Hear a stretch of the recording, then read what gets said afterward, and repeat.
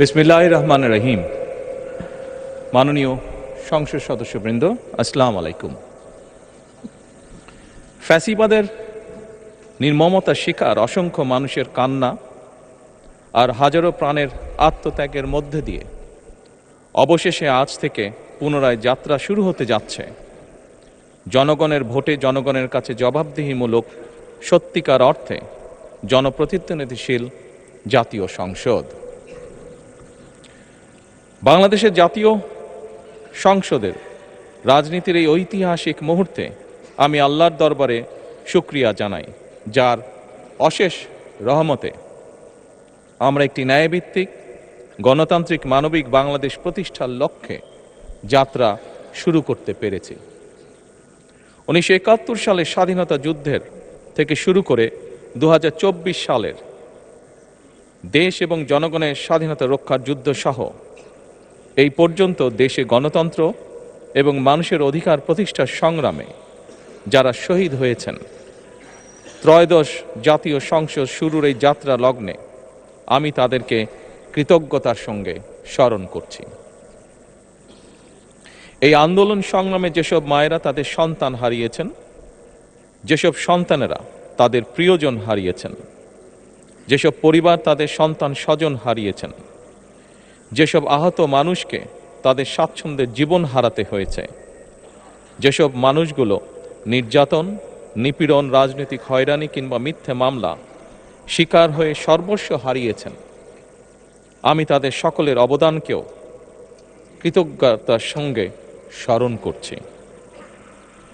দেশের ছাত্র জনতা, কৃষক, শ্রমিক, শিক্ষক, কবি, সাহিত্যিক, সাংবাদিক, চিকিৎসক, প্রকৌশলী, আইনজীবী, কামার কুমার, জেলে তাঁতি, গাড়ি চালক, ব্যবসায়ী এবং সরকারি বেসরকারি চাকরিজীবী, গৃহিণী, সারা দেশে গণতান্ত্রিক রাজনৈতিক দলের নেতা কর্মী সমর্থক তথা সর্বস্তরের সকল শ্রেণী পেশার মানুষ যাদেরকে গুম, খুন, হত্যা, নির্যাতন, নিপীড়ন, মিথ্যা হামলা মামলা কিংবা জীবন্ত মানুষের কবরস্থান তুল্য বর্বর বন্দিশালা, আয়নাঘর, কোনো কিছু দিয়েই যাদের গণতান্ত্রিক আকাঙ্ক্ষাকে রুখে দেওয়া যায়নি, যাদের সাহসী ভূমিকায় দেশে পুনরায় গণতন্ত্র ফিরে এসেছে, আমি ত্রয়োদশ জাতীয় সংসদের এই যাত্রা লগ্নে দেশের স্বাধীনতা প্রিয় গণতান্ত্রিক আমি বীর ছাত্র জনতাকে জানাই অভিনন্দন।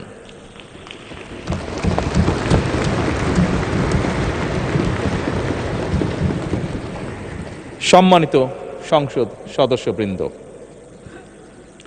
দেশনেত্রী মরহুমা বেগম খালেদা জিয়া জনগণের অধিকার প্রতিষ্ঠায় দেশে সংসদীয় গণতন্ত্র প্রতিষ্ঠা করেছিলেন, সংসদীয় গণতন্ত্রকে প্রাতিষ্ঠানিক রূপ দিয়েছিলেন। সেই গণতন্ত্রকে প্রহসনের রূপ দিয়ে জাতীয় সংসদকে হাস্যরসের খোরাকে পরিণত করা হয়েছিল। দেশে তাবিদারি শাসন শোষণ কায়েম করা হয়েছিল। দেশে সংসদীয় গণতন্ত্র এবং জনগণের অধিকার পুনঃপ্রতিষ্ঠা করার জন্য দেশনেত্রী বেগম খালেদা জিয়া জীবনের শেষ দিন পর্যন্ত লড়াই করেছেন। জীবনে কখনোই স্বৈরাচার কিংবা ফ্যাসিবাদের সঙ্গে আপোষ করেননি। দেশে আজ থেকে আবারও সেই কাঙ্ক্ষিত সংসদীয় গণতন্ত্রের যাত্রা শুরু হলো, আলহামদুলিল্লাহ।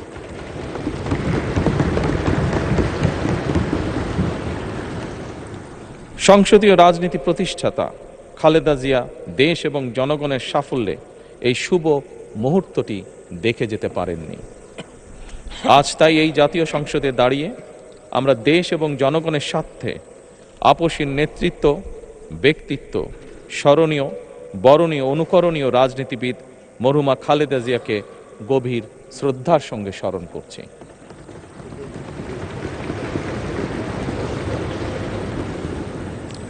সম্মানিত সংসদ সদস্যবৃন্দ, দেশে বহুদলীয় গণতন্ত্রের প্রবক্তা এবং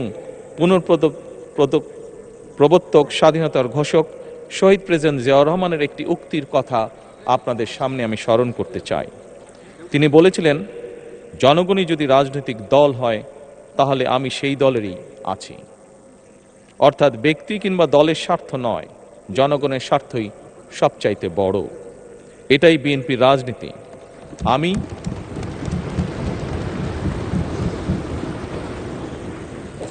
আমি প্রথমবারের মতন বাংলাদেশ জাতীয়তাবাদী দল বিএনপি থেকে জাতীয় সংসদ সদস্য নির্বাচিত হয়েছি। জাতীয় সংসদের সংসদীয় দলের নেতা নির্বাচিত হয়েছি।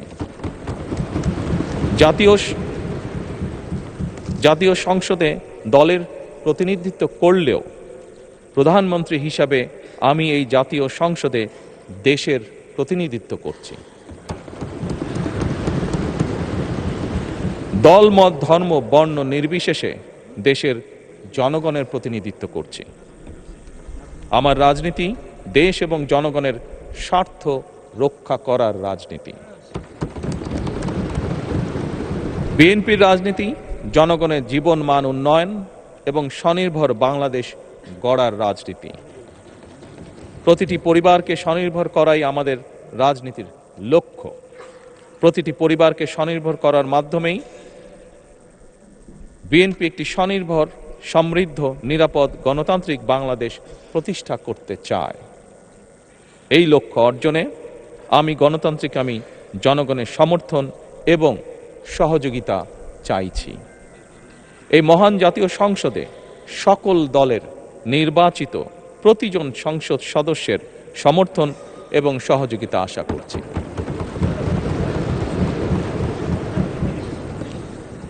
সম্মানিত সংসদ সদস্যবৃন্দ, আমি বিশ্বাস করি আমাদের দল কিংবা মত কিংবা কর্মসূচি ভিন্ন হতে পারে, কিন্তু তাবেদার মুক্ত, ফ্যাসিবাদ মুক্ত একটি স্বাধীন, সার্বভৌম, নিরাপদ, স্বনির্ভর বাংলাদেশ প্রতিষ্ঠায় আমাদের মধ্যে কোনো বিরোধ থাকতে পারে না, বিরোধ নেই।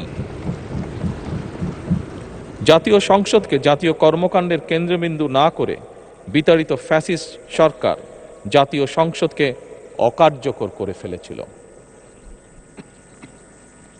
আমরা এই মহান জাতীয় সংসদকে সকল যুক্তি, তর্ক আর জাতীয় সমস্যা সমাধানের কেন্দ্রবিন্দুতে পরিণত করতে চাই।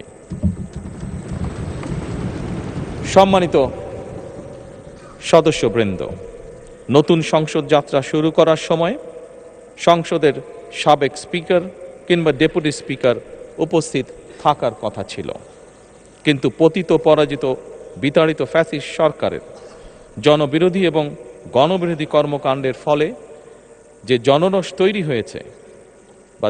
তৈরি হয়েছিল তাতে এই মহান সংসদের সাবেক স্পিকার বা ডেপুটি স্পিকারকে খুঁজে পাওয়া যায়নি। তাদের কেউ কারাগারে, কেউ নিখোঁজ কিংবা কেউ পলাতক।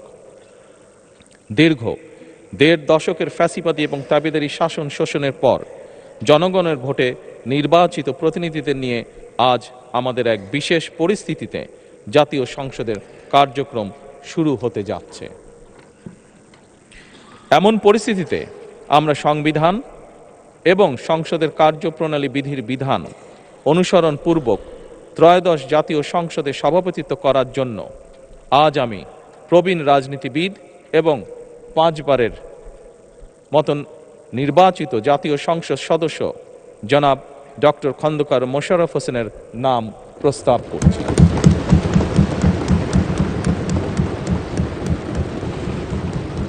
সম্মানিত সংসদ সদস্যবৃন্দ, আমাদের সংসদীয় রীতিনীতির ইতিহাসে এই ধরনের পরিপ্রেক্ষিত নজিরবিহীন নয়।